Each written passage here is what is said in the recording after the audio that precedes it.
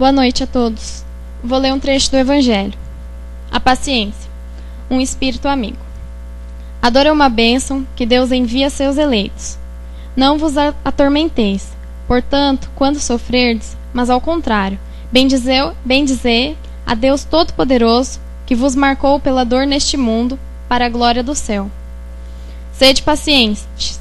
A paciência é também caridade, e deveis praticar a lei da caridade ensinada pelo Cristo, enviado de Deus. A caridade da esmola, dada aos pobres, é a mais fácil delas. No entanto, há uma bem mais difícil, e, consequentemente, bem mais louvável, que é perdoar aquele que Deus colocou em nosso caminho, para nos servirem de teste em nossos sofrimentos e colocar nossa paciência à prova. Sei que a vida é difícil. Ela se compõe de 1000 coisinhas que são como alfinetadas, que acabam por ferir. Mas é preciso observar os deveres que nos são impostos, as consolações e as compensações que temos em contrapartida. Então, reconheceremos que as bênçãos são mais numerosas do que as dores. O fardo parece menos pesado quando olhamos para o alto do que quando curvamos a fronte para a terra. Coragem, amigos. Cristo é o vosso modelo. Sofreu mais do que qualquer um de vós e não tinha nada de que pudesse ser acusado. Enquanto vós tendes vosso passado a expiar e tende de vos fortalecer para o futuro. Sede, pois, pacientes. Sede cristão. Essa palavra resume tudo. Chama o Valner para a prece.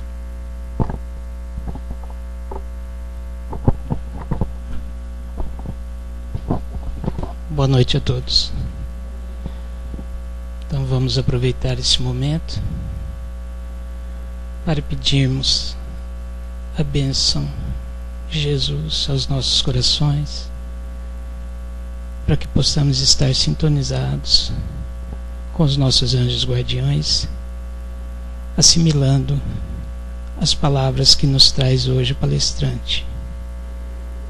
Pedimos a Deus, em sua infinita misericórdia, que abençoe essa casa, que acolhe a todos nós, encarnados e desencarnados, sedentos de paz, mas também de conhecimento.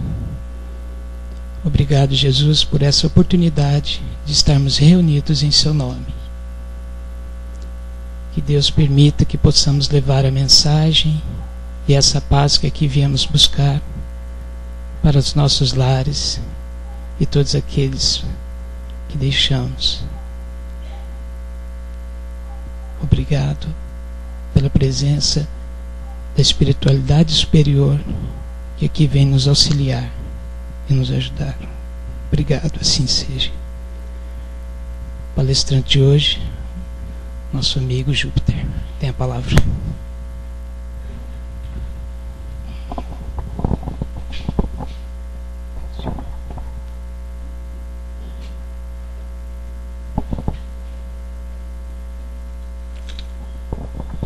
Boa noite. Pedi para ler a paciência, que começa com um texto, com uma frase muito forte, né? Alegrai-vos, né, quando a dor bater a vossa porta. Eu nunca consegui fazer isso, a não ser teoricamente. Na prática, ainda somos espíritos que não entendemos quando Leon Denis esclareceu que a dor é uma lei de equilíbrio e educação do espírito. Leon Denis, outro dia me contaram uma história que talvez vocês possam ajudar. Ele seria o espírito que substituiria Kardec. Não sei de onde é que tiraram isso, mas até que tem um certo fundo. Digamos que Kardec falhasse, né? Estava junto dele um espírito com o mesmo porte, com a mesma inteligência, com a mesma capacidade, né? Leon Denis. Porque quando você lê O Problema do Ser, do Destino e da Dor, de Leon Denis, você fica apaixonado, você entende. A dor é uma lei. E a gente achou sempre que a dor era para ficar dodói, carente. E a gente não entende as leis da vida, né? A última vez que eu estive aqui, que nós estamos falando do processo, da proposta de Eurípides para o nosso crescimento, para a nossa educação, vocês lembram que eu fiz um desenho ali do espírito, né? Um círculo. O espírito é a vida, é amor, é luz. O espírito só produz luz. Na área da fala, a mente trabalha na interface dessa inteligência, dessa luz. Ali nós temos pensamento, sentimento, memória e consciência. E a nossa consciência parece que vem nas últimas encarnações, nos últimos séculos ou milênios, ela vem consciência de sono. O Divaldo gosta muito de falar isso. Os homens com consciência de sono e aqueles que despertam. E a doutrina espírita é um instrumento fantástico do despertar. Mas aí a gente despertou para o sofrimento. Por isso que no finzinho eu vou ver se eu lembro de falar um pouquinho deste livro aqui, do Vanderlei, que se chama Prazer de Viver, que é uma pérola. Isso aqui é uma coisa muito linda, esse livro dele aqui. Mas Kardec, professor, casado com uma pedagoga, traz uma doutrina de educação do espírito e de evangelização do espírito, de mudança da maneira de nos vermos e de nos trazer alegria apesar das dificuldades. O problema é que nós temos egos e papéis muito fortes. Nós assumimos papéis, o que a gente chama do eu superficial, o ego. Uma vez, há muitos anos, eu vim aqui e falei dos egos para vocês. Não sei se vocês lembram. Aquelas máscaras que nos prendem, né? Tem vários tipos de estudos. Os americanos têm, os cardiologistas gostam disso. Do Oriente vem um estudo do Enneagrama, que são 9 egos. O que é o ego? É a máscara. É aquilo que está fora de nós, que nos protege, mas também fica neurótico e passa a mandar na gente. E nós esquecemos da vida, da alegria de viver e de que estamos vivos. E a doutrina espírita vem e diz que nós estamos vivos, ora encarnados, ora desencarnados. Que a vida não acaba. A gente não entra na vida, nem sai da vida.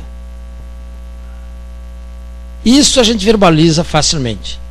Mas na prática a gente não consegue vivenciar isso. Porque se tivéssemos entendido que ninguém sai da vida, não teríamos medo da morte. Não acharíamos que a morte é uma coisa trágica. A morte faz parte da vida. A morte faz parte do processo da vida. Então esse entendimento que o Espiritismo nos traz não foi introjetado por nós. Não foi elaborado ainda na nossa mente. Porque a gente ainda acha que vivemos entre o nascimento e a morte. Então Kardec nos traz uma proposta de educação do espírito. E a necessidade de entendermos isso, nós podemos ver nos grandes pensadores, os pensadores brasileiros, principalmente em Herculano Pires. Herculano começa a falar da necessidade da escola. O professor Ney Lobo, em Curitiba, eu chamo os autores que falaram da necessidade de nos educarmos. Não só de termos uma escola, como a gente está tentando na Casa do Caminho. Não só a escola espírita, para os nossos filhos e os nossos netos. Não. A doutrina espírita como educação para nós. O centro espírita como escola de educação. Lá na Casa do Caminho nós começamos assim, atender na favela, nós começamos a atender, fazer sopa, continuamos fazendo sopa, continuamos atendendo e tal. Mas é muito difícil essa passagem do movimento espírita, do entendimento do espírita, de assistencialismo para educação, só da reunião mediúnica para o processo de educação, da cura para o processo de educação do espírito. Não sou contra. Eu vou tomar passe para curar o corpo quando eu tenho as minhas dores. Eu acho que o trabalho da sopa lá da Casa do Caminho, ali na Sergipe, é uma coisa maravilhosa. O atendimento que se faz todo atendimento assistencial tem que continuar. É muito bom, porque movimenta energias nossas, que estão paradas. A nossa dificuldade em ver o outro. Isso é um treinamento. Porque senão eu estaria indo contra o que Kardec diz. Fora da caridade não há salvação. Porque a caridade vai movimentar energias dentro de nós. Vai fazer a gente sair da frente da televisão, vai fazer a gente sair na frente da frente da novela, das ilusões que a televisão traz, que o cinema traz, que o teatro traz, que a literatura barata traz. Nós viajamos numa literatura barata. Nós pegamos o jornal de manhã, a gente lê aquele monte de tranqueira ali e já pega a corda, já sai falando mal do político, do prefeito, do presidente, não sei o que. E a gente já viaja na proposta materialista todos os dias. Quando nós poderíamos perfeitamente, em vez de ler a Folha de São Paulo, a Folha de Londrina, não sei o que mais, ler uma página do Evangelho, uma página da Joana de Ângeles, uma página de Emmanuel, né? Fonte Viva, pega o Fonte Viva e lê uma página, o seu dia muda. Você já sai numa outra vibração, numa outra frequência. Então a necessidade de educação começa em Herculano Pires, depois ela vai para Vinícius, aquele grande escritor que tinha o codinome de Vinícius, que era aqui de Piracicaba, o mestre na educação. Depois ela passou pelo Ney Lobo, passou por muitos escritores, mas chega em Sacramento, ali Eurípides volta, porque o colégio Allan Kardec ele fundou em 1907, pessoal. Um colégio espírita. De 1907, o colégio Pestalozzi, o ensino de Franca, o próprio doutor Tomás Novellino, chegou um momento que ele percebeu que a proposta que se impôs no colégio era uma proposta materialista. Eu visitei, conversei com ele estava vivo ainda, estava muito ágil, muito ativo, quando a gente estava trazendo a proposta para a Casa do Caminho, e a diretora dele veio nos atender. Teve uma hora que ele cansou de andar com a gente, aquele um gigante, aquele colégio lá, e eu perguntei para ela: vocês têm câmara de passe aqui? Ela falou: não. Ué, mas aqui não é a escola Pestalozzi, aqui não é o colégio espírita? Eu pensei, eu não ia perguntar isso para ela, mas eles não tinham câmara de passe. Aí ela percebeu que eu estava perguntando e falou: quando a gente tem alguma criança que está passando mal, a gente chama um ou dois professores espírita que tem aqui, porque a maioria não é, e nós vamos para um cantinho escondidinho aí e aplicamos passe. Então Eurípides em 1990, ele passa a se comunicar em Sacramento e ele pede para o grupo que começasse uma proposta de educação do espírito. E nós chegamos lá numa excursão e isso me encantou, isso me deixou fascinado. Eu falei para a Alzira, eu gosto de contar essa história, que eu fiz uma pergunta para ela falou 3 horas. Falei: o que vocês fazem aqui? E ela falou 3 horas. E eu fiquei obsidiado naquela hora ali, perturbado, porque era aquilo que eu pensava. Talvez fosse o meu compromisso, né? O meu compromisso para esta encarnação, o compromisso com a educação. Cada um de nós tem um compromisso que nós trazemos no mais profundo da nossa alma. Tem gente que tem o compromisso com a cura, tem gente que tem o compromisso com a assistência social. Na minha casa nasceu um grupo, quando estava nascendo a Casa do Caminho, nasceu um grupo que até hoje existe do Hospital do Câncer. Nasceu dentro da minha casa, na minha sala. Eu sugeri o nome até hoje está. Eu fui uma vez no câncer. Quando eu saí de lá, eu falei assim: não é para mim. Não é por medo, não, porque eu tenho pacientes que têm câncer, não é por medo, não. Mas aquela dinâmica do hospital, aquela dinâmica de atender, de conversar, que é um trabalho assim fantástico que aquele pessoal faz. Eu tive a clareza de entender que eu não tinha compromisso com aquele trabalho. Mas quando eu fui a Sacramento e falaram assim: a escola espírita, a educação do espírito, independente da idade, a educação do espírito, não interessa que idade está transitando o espírito. Se está num bebê, se está no intraútero, se está num bebê, se está com 7 anos, se está com 12, se está com 20, com 40 ou com 90. Eu até brinco que quem tem que se educar rapidamente, se evangelizar, é quem está com 90. Porque está passando por lá de lá. Ué, está esperando o quê? Então tem que entrar num cursinho, sabe esses cursinhos pré-vestibular assim de 30 dias, 60 dias, 90 dias? para fazer o vestibular, tem que fazer um cursinho a toque de caixa. Por quê? Porque está indo. Eu estou me preparando para esses cursinhos, eu estou fazendo esses cursinhos a toque de caixa, que estou com a mala pronta. Por quê? Porque nós vamos passar por lá de lá e a gente está sabendo as notícias através do Bacelli, através do Vanderlei, através do Divaldo, de todos os médicos, de que os espíritas estão desencarnando com o paradigma materialista. Chegam do lado de lá se dizendo espíritas, mas carentes, emocionalmente carentes, não entenderam a morte, não entenderam a mediunidade, não entenderam a beleza da vida. Então, quando nós entendemos que estamos numa oportunidade única, que nós temos um programa, então eu tenho vindo falar aqui dentro da proposta de sacramento, de coisas que vocês vão lembrar. Quer ver? Viver como espírito. Estão lembrados? Viver como espírito. E não como ser social. Eu não posso viver como... Eu, como sou médico, eu não posso viver como médico.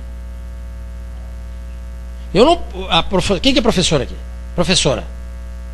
Ó, é um monte. Você não pode viver como professora. Mas se você pensar, está vivendo como professora. Viver como mãe. Você não é mãe, você está mãe. Está mãe um tempinho. Porque de uma hora para outra o filho vai embora, casa, e aí o que a mãe faz? Fica carente. Porque se preparou para ser mãe. Você tem que se preparar para ser um espírito. Você tem que viver como espírito. Viver como filho. Ah, é minha mãezinha, eu cuido da minha mãezinha, eu trato da minha mãezinha. Aí a mãezinha morre. Você fica carente, agora não sabe o que fazer. Por que a depressão vem depois que os filhos casam? Se chama síndrome do ninho vazio. A mãe que se preparou para cuidar de filho. Aí de uma hora para outra os filhos, um casa, o outro morre, o outro não sei o que, e ela pira. Por quê? Porque ela tinha que se preparar para viver como espírito, ora encarnado, ora desencarnado. Os papéis são... cada jornal desse aqui seria um papel, né? Desculpa. Aqui eu sou profissional, aqui eu sou professor, aqui eu sou mãe. Esse papel de filho, esse papel de esportista, esse papel de corintiano, esse papel de palmeirense. Pode falar em Palmeiras aqui? Não pode. Palmeiras não. São Paulino, pode? Eu lá na clínica que eu tenho para usuários de álcool e droga, tem um palmeirense doente, coitadinho. Ele é doente. E eu apelidei ele de Murituri. Porque os cristãos quando iam enfrentar as feras, eles ficavam num cubículo que tinha uma placa que dizia Murituri, que em latim significa os que vão morrer. Então eu olho para ele e falo, Murituri! Ele fala, já vem o senhor com esses palavrões.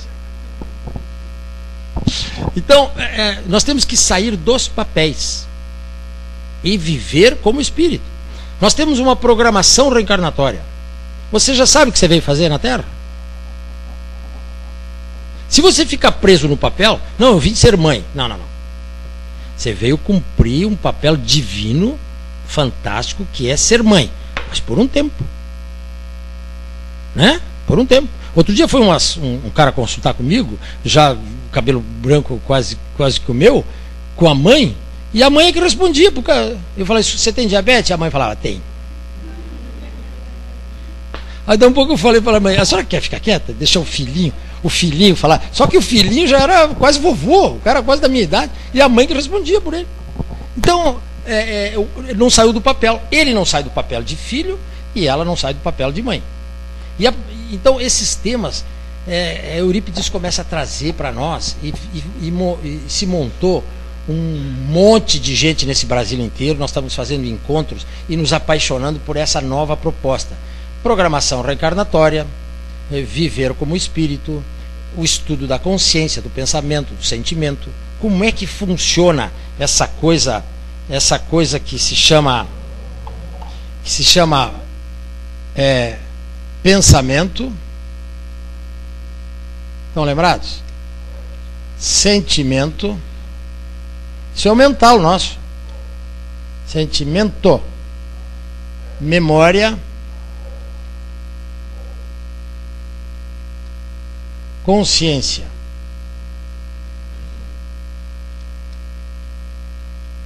Consciência. E aqui a vontade. Como é que funciona esse negócio na nossa cabeça? A consciência é a lei divina. Aqui está esculpido a lei divina. E a gente já sabe. Então, quando nós fazemos um ato, quando nós conversamos com uma pessoa, isso aqui funciona, esse circuito, e isso é fotografado, catalogado e gravado na memória. Você deu um chute no cachorro do vizinho, fotografou, classificou, gravou na memória. No dia da morte, no chamado epílogo da morte, passa aquele filmezinho. Em segundos passa o filme da vida. Dizem que é uma coisa, uma coisa divina, que a gente não sabe explicar. A ciência não consegue explicar isso. Como é que passa 40, 80, 100 anos em segundos? E os espíritos dizem, o Bozano trabalhou isso aí, os espíritos dizem que passa com uma clareza, e já classificado pela consciência, certo ou errado, certo ou errado, certo ou errado. Você já está julgado, você já se julgou. Eu vou passar por um tribunal. Não, você já passou pelo tribunal. Desencarnou, pabuf. Aí Emmanuel fala assim, o espírito gravita para a esfera da sua competência. Não adianta, eu vou me arrepender, e agora eu vou morrer amanhã, então eu vou dar meus bens, fazer um testamento bonzinho para o centro, para a igreja. Não adianta, já foi classificado, já está catalogado. Então, esse conhecimento que nós começamos a adentrar, nós estudamos 2 anos pensamento. Agora nós estamos estudando consciência. E aí a gente começou a descobrir que nós, então, de manhã você levanta, liga lá no programa de rádio, de televisão, daqueles que pinga sangue, já lê as notícias da política, já sai torto de manhã. Aí você faz, durante o dia, conexões com, nessa faixa, onde está gravada as dificuldades da memória. Dessa faixa. As perdas que você teve, as raivas, as neuras, e você faz circuitos viciosos. Assim, ó. São circuitos viciosos. Pensamentos negativos, sentimentos de raiva, de mágoa, a memória solta esse lixo todo de volta, e a consciência, o que faz? Fecha. Não se abre a consciência, porque é na consciência que está a lei divina. E aí você faz circuitos viciosos. E isto aqui o perispírito não aguenta. Isso vai sair aonde? No corpo. E leva o nome de doença. Hipertensão, infarto, neurose, psicose, piração, um monte de coisa. E assim que a gente adoece. E assim que a gente morre. E aí você chega do lado de lá e fala assim, não, mas eu sou espírita.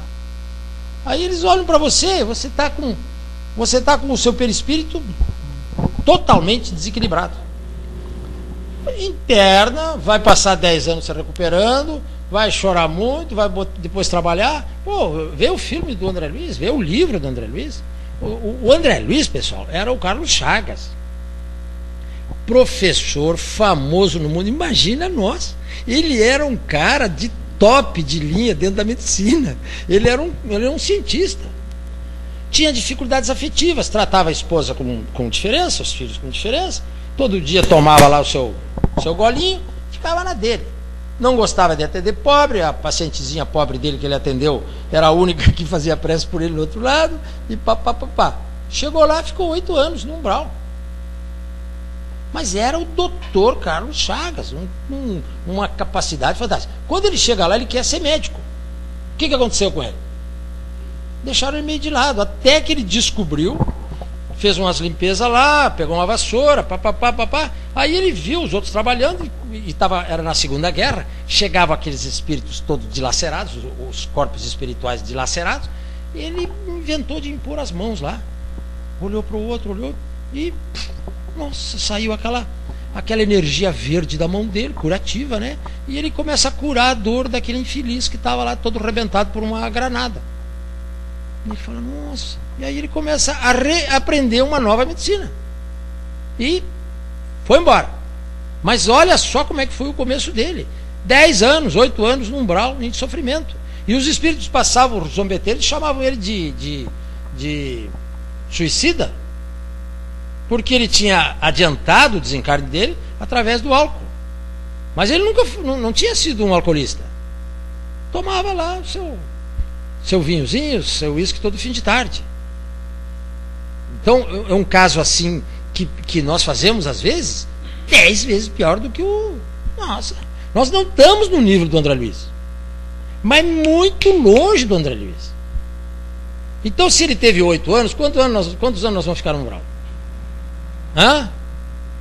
E a gente chega com a ilusão de que vai chegar lá no umbral e vai falar assim, ó, eu sou lá de Biporã, pessoal, sou do centro espírita lá, eu fui, né, presidente do centro, né? Fui presidente do centro, sou passista, eu faço sopa, pão e tal. Ah, é?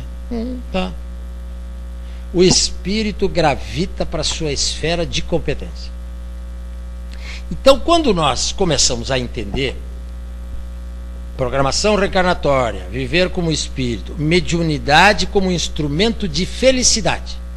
Quer ver? Já vim aqui uma vez falar sobre mediunidade. O conceito é o seguinte: todos aqui somos médiums. Não é só quem vai para a mesa mediúnica, não. Conceito moderno dentro da doutrina espírita. Eu não enxergo, eu não vejo. Nossa, eu sou uma porta velha, eu sou um burro velho, mas sou médium. Principalmente das trevas. Ah, me cutuca, você vai ver. Me dá um coice, você vai ver. Baixa 3 tribufu na minha cabeça e eu vou na tua goela. Médium das trevas. Instrumento de desarmonia, de desequilíbrio. Então, como nós todos somos médiums, a mediunidade é assim. A mediunidade é a capacidade que temos de nos relacionar com o mundo espiritual.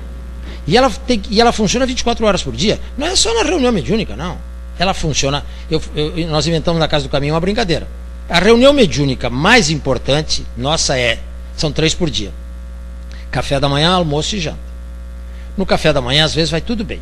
Ah, filhinho, minha esposa, meu beijinho, abracinho, tá, vamos trabalhar, tchau, um beijo, babá. No almoço já às vezes não vai bem, voa macarrão, voa faca e garfo e tal, e sai tapa e xingamento e tal. Na janta ninguém vem, porque um janta na frente da TV, outro no quarto, outro não sei aonde, outro junto com o cachorro e tal. 3 reuniões mediúnicas, uma mais ou menos da manhã, a outra prometemos nos matar, e a terceira todo mundo fugiu da responsabilidade. Essas são as reuniões mediúnicas. Então, para saber como é que está a sua mediunidade, é o seguinte: mediunidade é instrumento de nos fazer feliz. É ferramenta para a felicidade. Você está feliz? Então não está usando a sua mediunidade. Porque a mediunidade é para te fazer feliz. O conhecimento espírita é para te fazer feliz. Por isso que eu trouxe hoje aqui para vocês prazer de viver.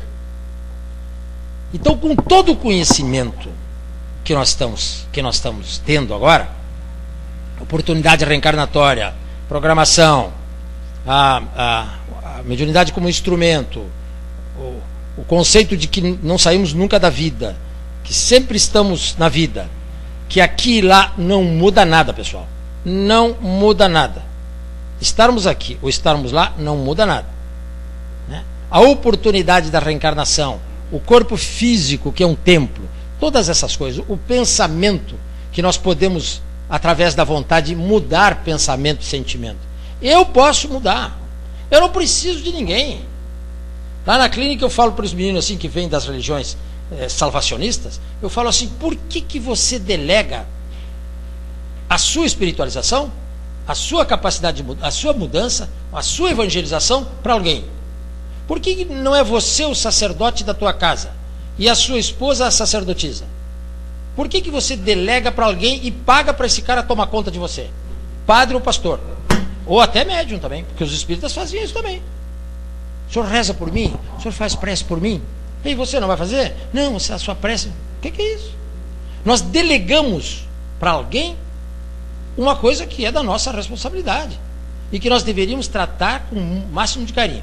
Então, quando nós começamos a entender tudo isso e entendemos a dor como uma lei, conforme foi lido aqui na paciência, alegrai-vos quando a dor chegar, porque Deus vos marcou Para quê? Para que você não perca mais uma reencarnação. Por que a dor chega e te cutuca? Porque senão você vai chegar no plano espiritual depois de 70 anos, 80, e daí, meu filho? Foi feliz lá embaixo? Não. Mas você pediu corpo físico. Você pediu saúde. Papai, mamãe, centro espírita, Brasil. Tem terremoto aqui? Tem neve? Tem... Como é que é o nome do tornado lá? Sandy. Tem Sandy aqui? Tem sandia. Sabe o que é sandia? Em espanhol é melancia. É uma delícia. É isso que nós temos aqui. Você pediu tudo isso. Tudo. Por que você não foi feliz? Ah, porque... Aí vai botar a culpa nos outros. Porque a minha sogra, porque o meu filho, meu marido, meu patrão, porque o prefeito, porque o político. Ah, para com isso. Você não foi feliz porque foi incompetente para ser feliz. Dentro da doutrina de luz. Então, olha só como é que nós...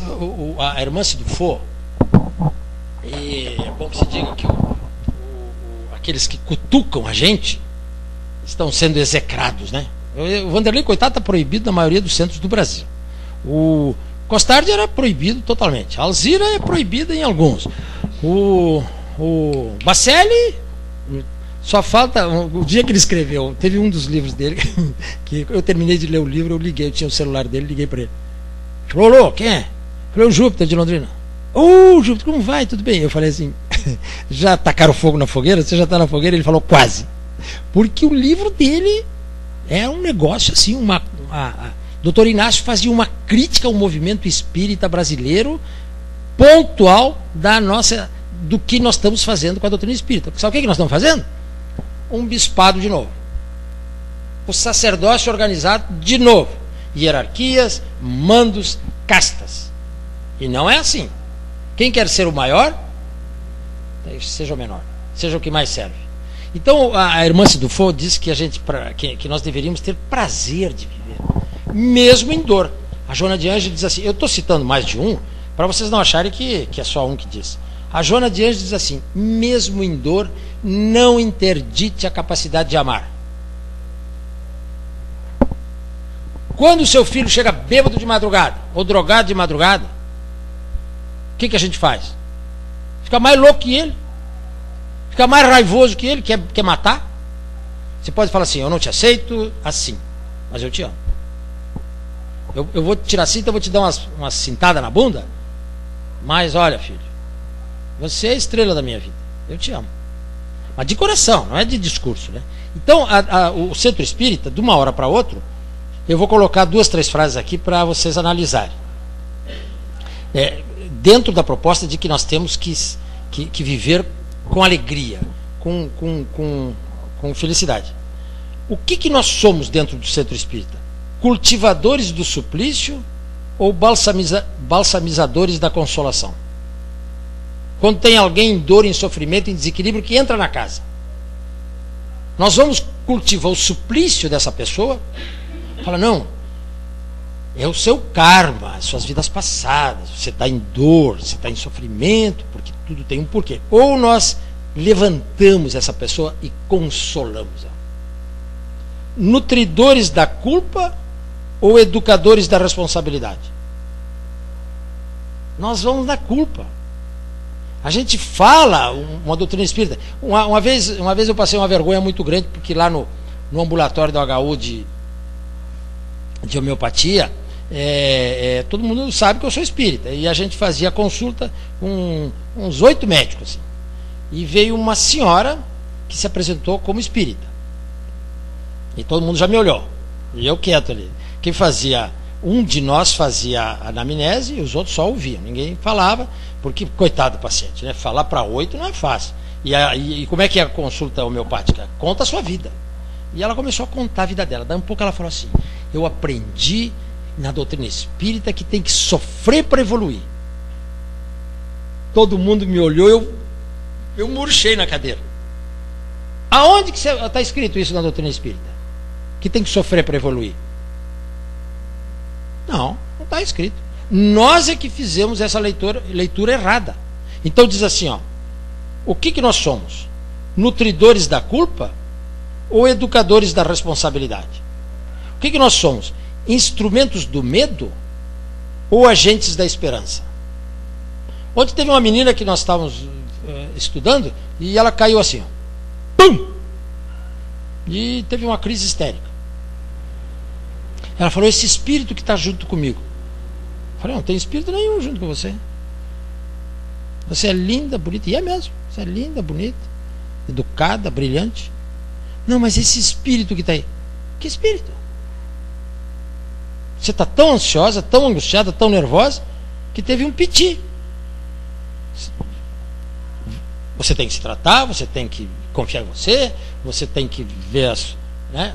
Coloquei ela como, você tem que vencer essa sua dificuldade.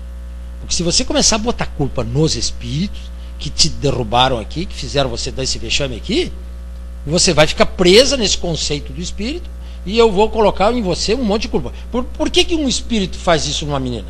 Porque deve ter alguma coisa, porque deve ter aí um laço eterno, um laço do passado, porque ela deve ter isso, deve ter aquilo. Então nós cultuamos a culpa, nós incutimos culpa. Quando nós temos que colocar nela esperança, falar, ó, se eduque, se equilibre, viva a sua vida, se evangelize, se espiritualize, para você poder um dia, então, sim, ajudar os espíritos. O que nós somos? Investigadores das imperfeições ou orientadores da vocação individual?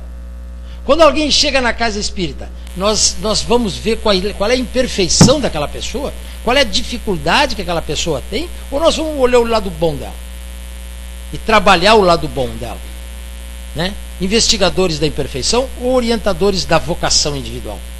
O que ele tem de bom? Qual é a vocação dele? Ah, a minha vocação é para fazer sopa. Você vai fazer sopa. A minha vocação é para conversar com as crianças.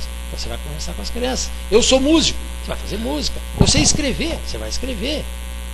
E a dor que ela está trazendo, a dificuldade que ela está trazendo, a perda, a morte que aconteceu na família, etc, etc e tal, vai por acréscimo, ela vai começar a entender isso aí. Você dá livro para ela, mas você levanta primeiro o lado bom dessa pessoa. Essa pessoa precisa se levantar diante da beleza da vida e aprender que, mesmo carregando uma cruz, porque todos nós carregamos a nossa cruz, nós temos todo o direito de sorrir, nós temos todo o direito de ser feliz, nós temos o direito de curtir a oportunidade reencarnatória. É difícil isso?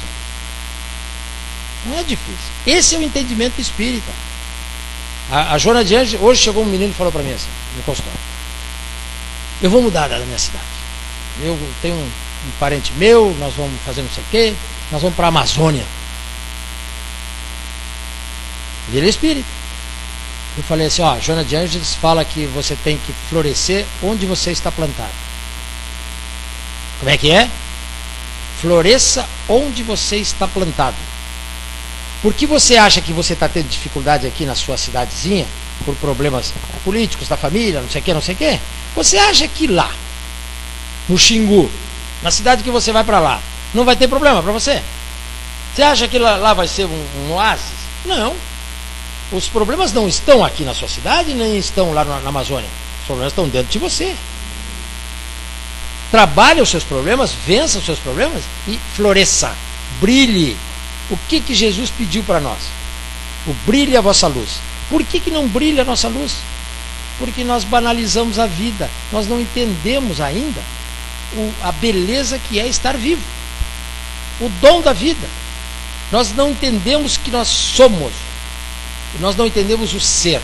Nós queremos o ter. Eu só vou ser feliz se eu tiver um bom emprego, se eu ganhar um dinheirão forte, se eu comprar uma casa nova, se eu tiver a casa própria, o carro bonito, a namorada que eu gosto, o marido não sei o que, se o meu marido mudar, se ele deixar de ser assim, deixar de ser assado, se o meu filho parar de beber, patatá, então você não vai ser feliz nunca.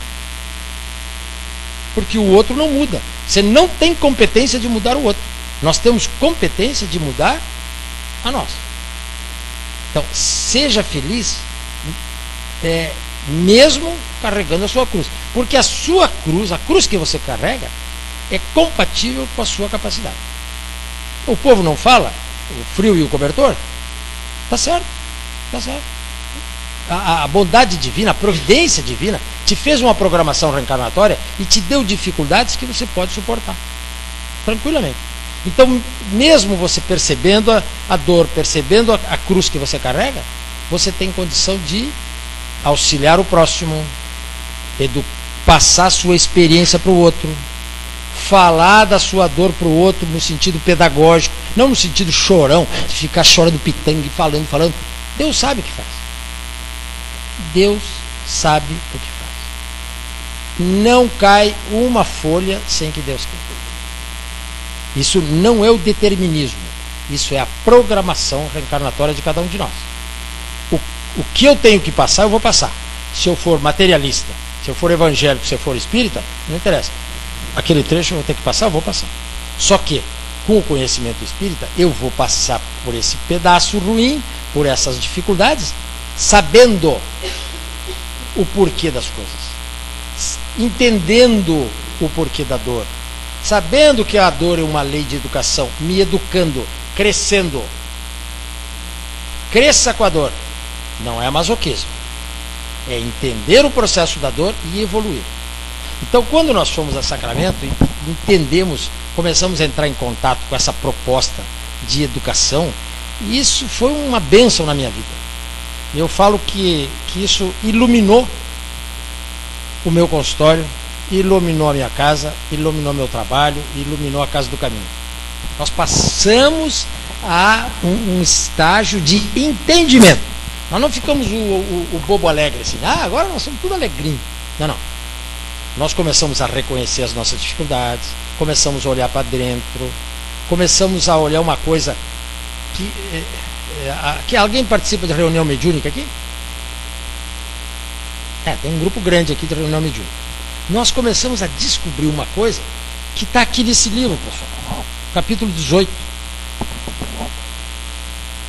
Aprender com o espírito comunicante. O espírito, quando traz as suas dores, as suas dificuldades, você tem que entender as dores e as dificuldades dele como plugs do seu coração. Assim como você desenvolve a mediunidade para fora, você tem que viajar para dentro. A comunicação mediúnica, a reunião mediúnica, faz parte do processo de educação do médium, nos seus sentimentos mais profundos. Porque tem médium que vai lá, recebe espírito, acha que fez caridade e vai embora. Não é assim. Porque os espíritos, o plano espiritual poderia atender esses espíritos sem o nosso atrapalho muito melhor. Muito melhor. Por que eles passam pela reunião mediúnica? Para a nossa educação. E a gente não sabia disso. Eu me criei em um centro espírita, numa casa espírita, num lar espírita. Eu ia na reunião mediúnica com meu pai, sentava num cantinho ali, eu era bem pequenininho. Os espíritos se comunicavam ali, ó. Espírito bravo, espírito ignorante, espírito de tudo quanto é jeito. Desde criança eu estou acostumado com isso. E eu sempre achava que os médiuns eram supermans. Eu fui descobrir depois que não é nem superman, nem inferior. São pessoas que têm uma ferramenta para trabalhar as suas dificuldades, as suas mazelas. E que, quando entendida, funciona muito bem. Ajuda no brilho a vossa luz. O médium pode transformar o seu trajeto mediúnico num mandato mediúnico. Qualquer um de vocês pode transformar-se num mandato mediúnico. Simplesmente amando. Simplesmente se amando. Quando aquele espírito raivoso se aproxima de você, é porque você tem plugs da raiva. Não, eu não, era ele o espírito. Não. Você também. Então, reconheça-se, trabalhe para que você possa vencer as suas dificuldades. E isso nos trouxe uma maneira de ver a reunião mediúnica, a casa espírita, a educação. E agora, ultimamente, no nosso encontro, veio o Dr. José, você estava lá, né? Brilhante, um jovem brilhante, trazendo novos conceitos de como que a gente abre novos campos no nosso cérebro. Como que conceitos novos abrem uma nova gleba no cérebro, que nós temos que adentrar essa gleba e cultivar essa gleba. Esse é o crescimento. E ele foi muito feliz nisso aí. Ele foi muito pontual nisso aí, dizendo que nós podemos e devemos começar a trabalhar esses novos terrenos que a doutrina espírita. Então, não tem fim a proposta de Eurípides. A proposta de educação do nosso espírito é como qualquer proposta pedagógica de educação. Ela cresce, ela é dialética, ela vai somando, ela compara um com o outro e vai para um terceiro ponto, e vai andando. Nós não temos a força que tem em Sacramento, nós não temos a força que tem em outras regiões, mas nós estamos andando, nós estamos devagarinho a gente está indo, porque está trazendo a oportunidade de nos reconhecermos, nem como espíritos infelizes que nós não somos, nem como espírito elevado que nós também não somos. Nós somos o quê? O que nós somos. Essa é a grande sacada, a grande descoberta. Você se reconhecer quem você é, com as suas dores, com as suas dificuldades, mas também com as suas potências, com as suas potencialidades. E nós temos conquistas, sim, nós temos muita potencialidade que vão servir para a gente equilibrar as dores, mas não mais agora para chorar, para ficar dodói, para ficar carente, para chamar a atenção dos outros. Ai, porque eu estou carente, porque não sei o que, não sei o que. É a gente não acreditar mais em Deus, não acreditar no mentor espiritual. O mentor espiritual está junto de você e ele sabe o que faz. Lá em André Luiz, para encerrar, vou contar uma historinha do dirigente espírita que ia cometer mais um crime, como nas últimas vidas, quando se aproximou dele uma jovem carente. Uma jovenzinha, bonitinha, com a mediunidade em desequilíbrio, atormentada, carente. E ele começa a se apaixonar, presidente do Centro Espírita, começa a se apaixonar pela menina. E já começa a mudar o enfoque do relacionamento. O mentor espiritual, percebendo aquilo, viu que ele ia repetir os mesmos erros das últimas encarnações. Quando ele, no sacerdócio, no exercício do sacerdócio, tinha feito a mesma coisa. O que eles fizeram? Analisaram o mapa do perispírito dele e viram que ele tinha uma fragilidade na saúde. Como toda noite, olha só, como toda noite eles aplicavam um passe nele para que ele desse cumprimento às suas tarefas de funcionário não sei de quê, de dono de casa, e no centro espírita, eles se afastaram, eles davam um passe nele para energizá-lo durante a noite. Eles se afastaram dele por uma semana. E ele, pimba, foi parar dentro da UTI. Olha como é que é. A mocinha foi lá e olhou para ele, falou: nossa senhora, olha onde que eu ia amarrar o meu petiço aqui. Ia amarrar o meu burro nesse velho aí caquético. O cara tava... A mocinha, ó, se mandou. Chegou a mãezinha dele, espírito bondoso, amoroso, mas de certa maneira ignorante. Dentro da UTI, começou a aplicar passe dele para recuperá-lo. Aí o mentor chegou e falou: minha senhora, não faça isso não.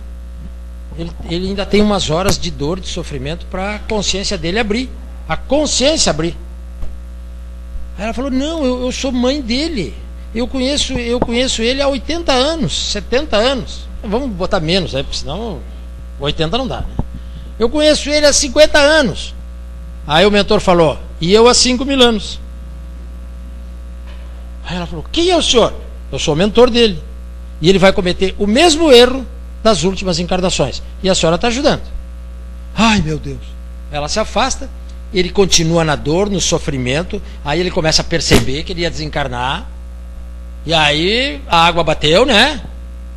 E ele teve um despertar. Começou a fazer prece, voltou às suas origens. Ele tinha um coração muito bom, ele tinha um lado muito bom, ele tinha um viés da não administração da sexualidade dele não resolvida. A sexualidade não resolvida. E ele queria resolver já no fim da reencarnação dele com uma coitada de uma desequilibradinha lá, uma menina. Já pensou a confusão que ele ia fazer dentro do centro? Quando ele se dá conta daquilo, ele entra em prece, ele volta aos eixos, começa a conversar com o mentor, pede perdão, se reequilibra, eles voltam a apoiá-lo, ele se restabelece, chama depois no centro espírita a moça, pede perdão para ela, fala textualmente para ela, se recompõe diante da consciência dele. Entendeu? Olha só. A dor, como é que você leu para mim? A dor é uma bênção. Alegrai-vos. A dor salvou a reencarnação dele. Uma vez eu fui num centro espírita, lá não sei aonde, e depois, no outro dia, posei naquela cidade, tinha uma reunião, não sei o que, não sei o que, não sei o que, e eu quase caí numa esparrela. Doutor, vamos participar do estudo? Vamos, 8 horas da manhã, fizeram evangelho, começaram a discutir um tema lá, daí um pouco falou assim, doutor, o senhor acredita em alma gêmea? Falei, não.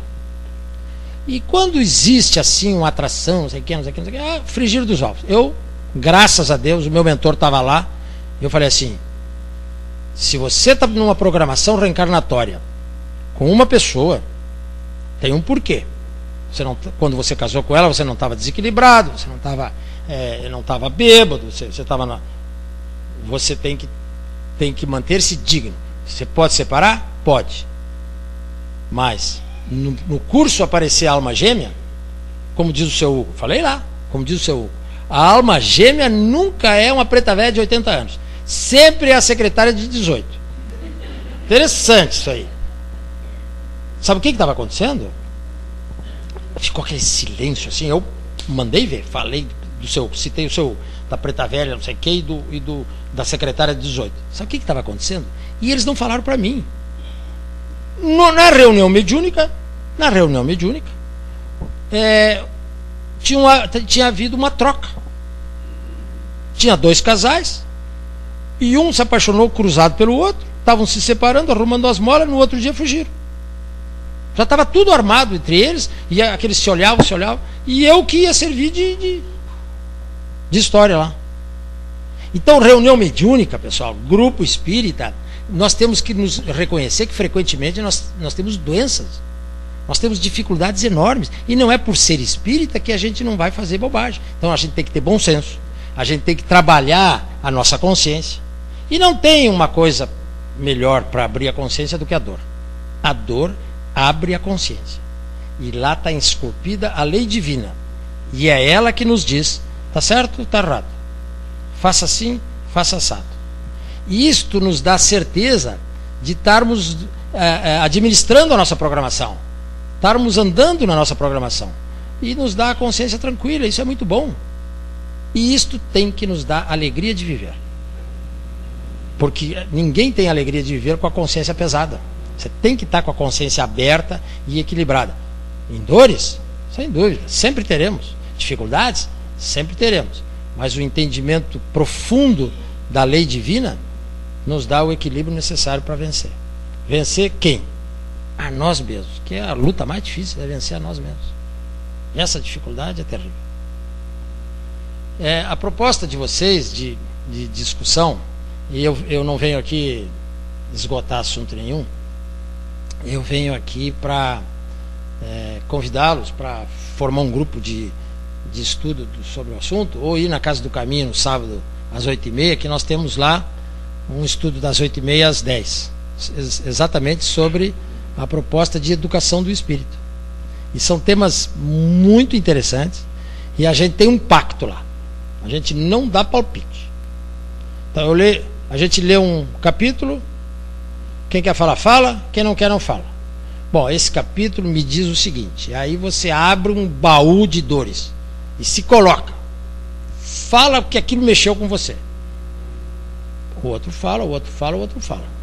Não é um grupo de terapia de grupo, não temos a intenção de ser terapeutas, não temos e é proibido o achismo. Porque o aí o outro dá outra ponta que não te conhece. Eu acho que você está assim por...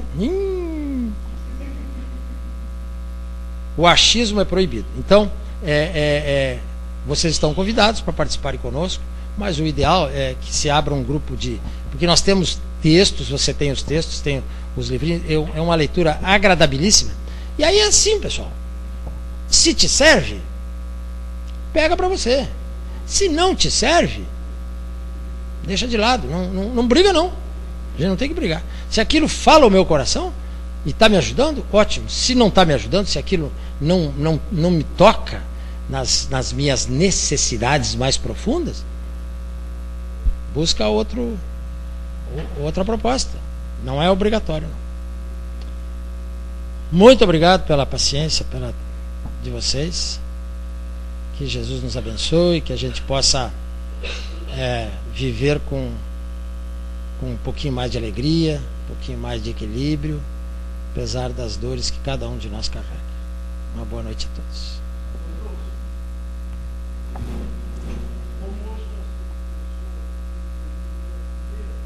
Aham.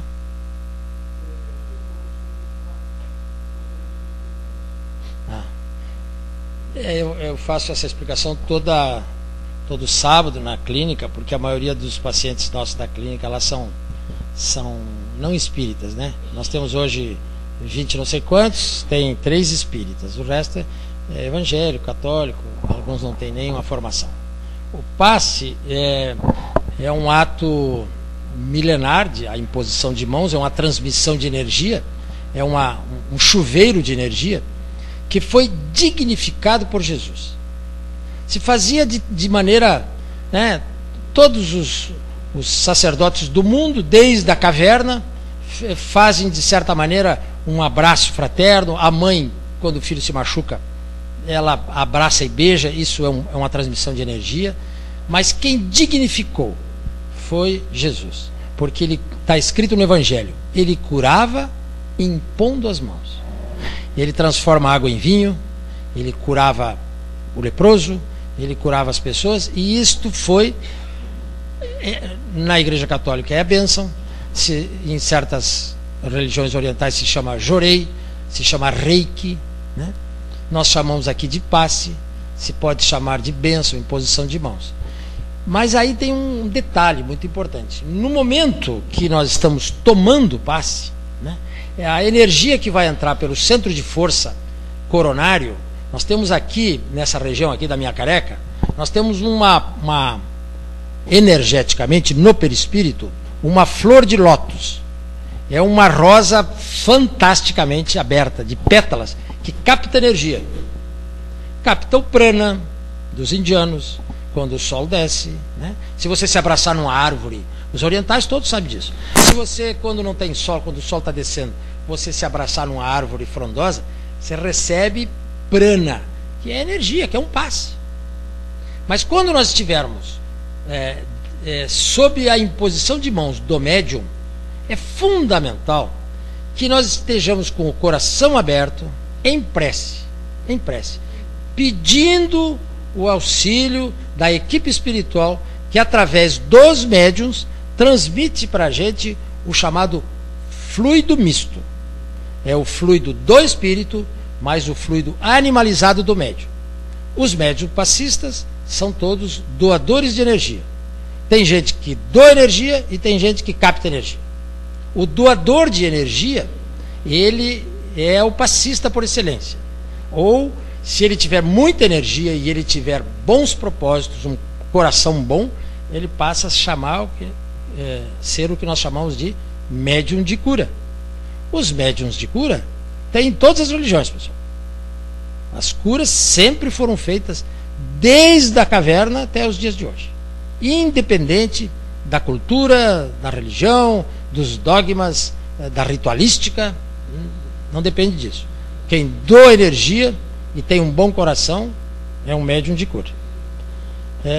Há 2 anos atrás, um padre foi consultar comigo. A minha secretária, eu cheguei no consultório, ela falou assim, 8 horas da manhã, eu falei, doutor, tem um padre aí perturbando, ele quer vir aqui, mas o senhor está marcado. Tá, um pouco ele estava na linha. Doutor, o senhor pode me atender? Eu sou o padre fulano de tal. Lá não sei de onde. O senhor é espírita? Sou, padre. Posso ir aí? Pode. Ele era um médium de cura. Ele falou assim, doutor, o senhor tem que me ajudar. O meu bispo diz que eu sou endemoniado. E o meu psiquiatra diz que eu sou esquizofrênico. E o senhor o que diz? Aí ele já tinha me contado a história, né? Eu falei, o senhor é um médium de cura. E o senhor está no lugar errado. O senhor vai sofrer muito. O senhor vai sofrer muito. Porque perca a esperança. A igreja não vai lhe aceitar.